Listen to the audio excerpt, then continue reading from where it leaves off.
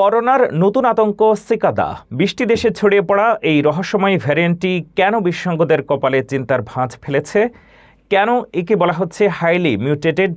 আপনার নেওয়া ভ্যাকসিন কি এই নতুন স্ট্রেইন রুখতে পারবে? সিকাদা ভ্যারিয়েন্টের উপসর্গ এবং সুরক্ষার সব লেটেস্ট আপডেট থাকছে আজকের প্রতিবেদনে। করোনা কি আবারও দাপটে দেখাতে শুরু করেছে? সিকাদা নামক কোভিডের একটি নতুন এবং অত্যন্ত শক্তিশালী মিউটেটেড ভেরিয়েন্ট এখন গবেষকদের নজরে। মাটির নিচে থাকা পতঙ্গ সিকাদার মতোই এটি দীর্ঘ সময় আড়ালে থাকার পর হঠাৎ করেই বিশ্বের ২০টিরও বেশি দেশে ছড়িয়ে পড়েছে। আমেরিকার ২৫টি অঙ্গরাজ্যের সুয়ারেজ বা বর্জ্য পানিতেও এর অস্তিত্ব পাওয়া গেছে। এটি মূলত BA.3.2 ভেরিয়েন্ট।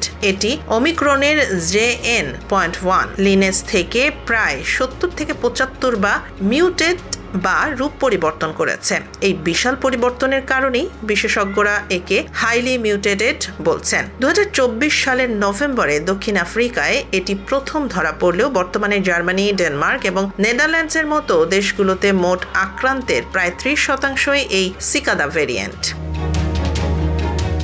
এর উপসর্গগুলো আগের ভেরিয়েন্টগুলোর মতোই, নাক দিয়ে পানি পড়া, মাথা ব্যথা, ক্লান্তি এবং কাশি। তবে অনেকে একে রেজার ব্লেড থ্রোট বা প্রচণ্ড গলা ব্যথার সাথে তুলনা করছেন। বিশেষজ্ঞদের মতে বর্তমান ভ্যাকসিনগুলো হয়তো সংক্রমণ পুরোপুরি ঠেকাতে পারবে না, তবে এটি গুরুতর অসুস্থতা বা মৃত্যুর ঝুঁকি কমাতে এখনও কার্যকর।